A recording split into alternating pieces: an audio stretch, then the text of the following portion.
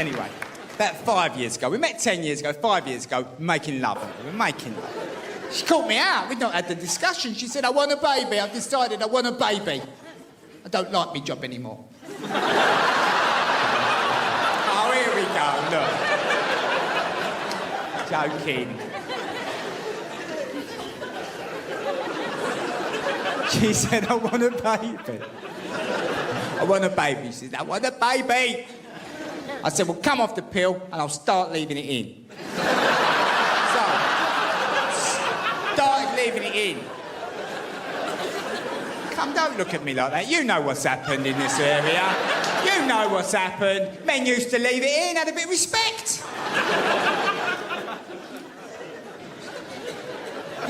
Say to the woman, I think I might come. She'd go, all right, I'll go outside. I stand outside like the dentist. But now, men have watched so much pornography, they think semen cheers women up. Oh, I've got something for you, babe.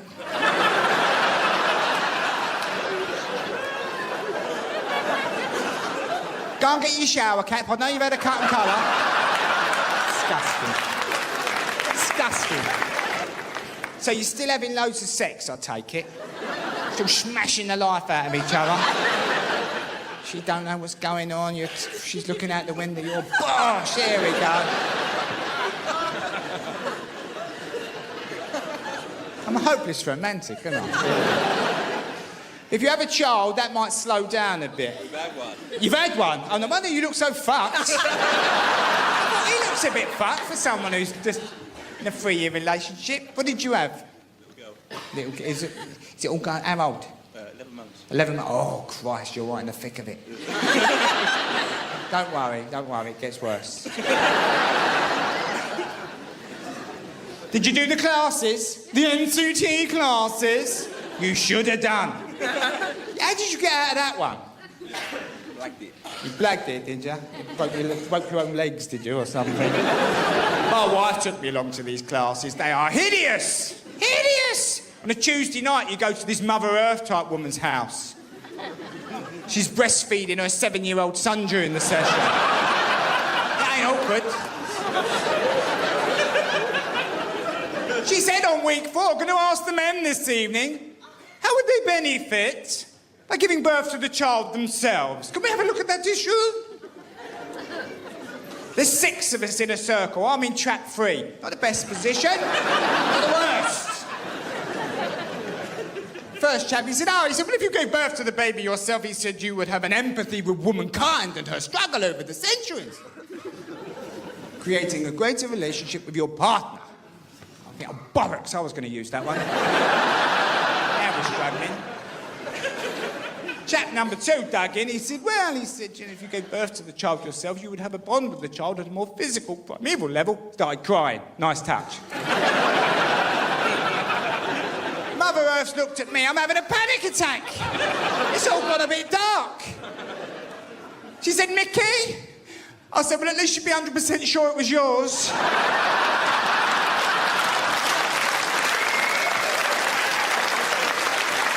So, we've had a lot of this. We've had a lot of this over the years. Me just saying exactly the wrong thing. And then it does get in the way of the baby a bit of the sex, but we've come back round. She said to me the other day, we're having sex, she said, on Tuesdays from now on. I read in a magazine, if you don't do it once a week, there's problems in a relationship, so me and you are doing it on a Tuesday. And it was nice to know, actually, because I started to leave myself alone. Because you young fellas can reload in a couple of hours. But the more mature man needs a chance to back it up a bit. Because you can get caught out. You crack one off at about 5:30.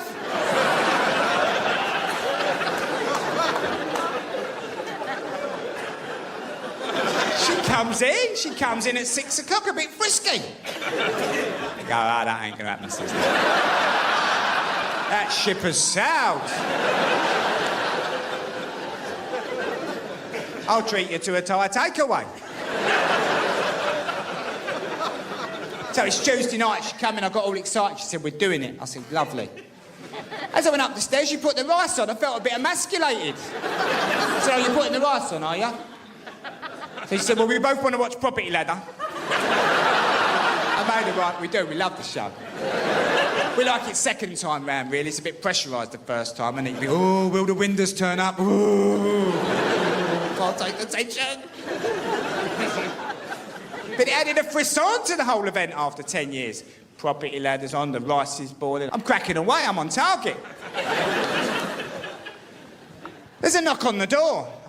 It's another problem of living in a nice area. They don't stop knocking on your door. I said, oh, yeah, I'll sort this out. Put my emergency robe on. I've got an emergency robe. Ran down the stairs, opened the door. Geezer's there. Are you aware of all the electricity options available round here, mate? I thought, this cunt has got to go. And double lively. So I just let the robe drop open to reveal the lazy lob-on. He scuttled off down the path. I'll come back, he said.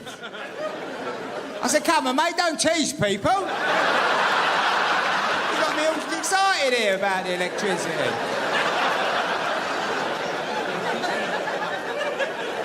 So, child was created. He's a lovely little boy. And to give him a future, we went and bought a house in a nice area. Ooh.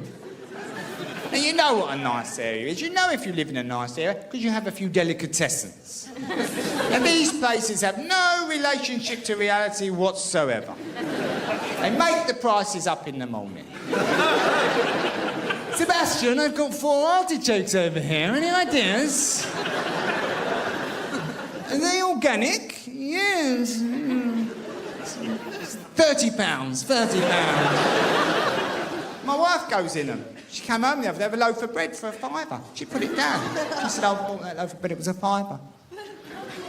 I said, oh, we're paying £5 for a loaf now, are we?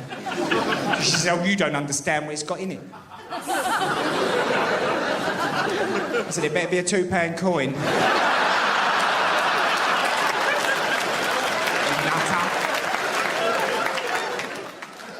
Or where you at?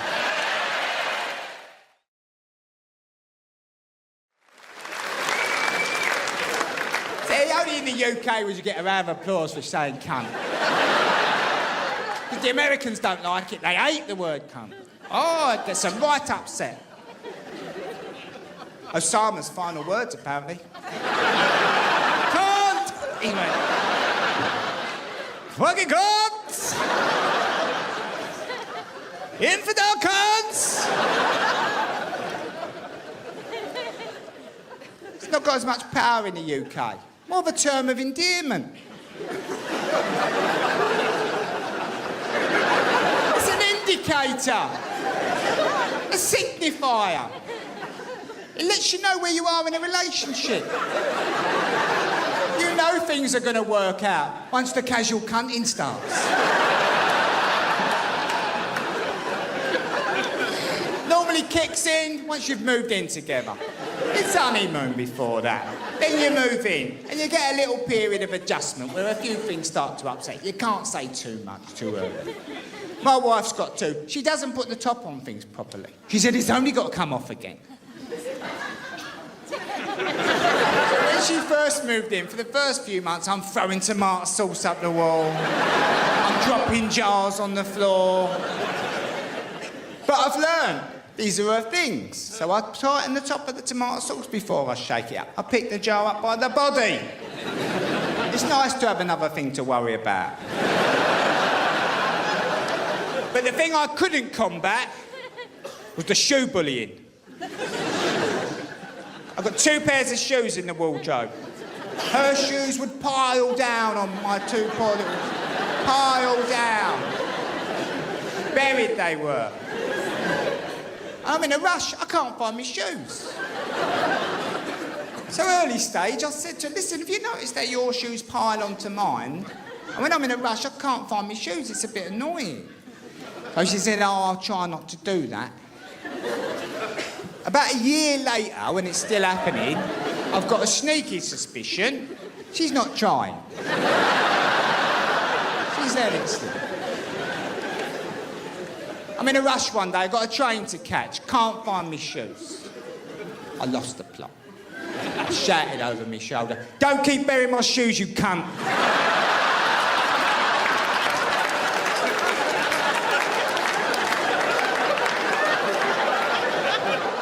There were no tears, no amateur dramatics, no "I'm going home to my mother.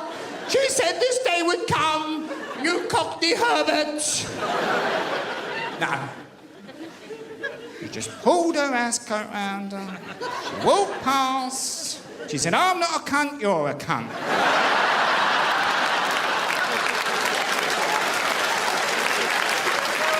We were there, people.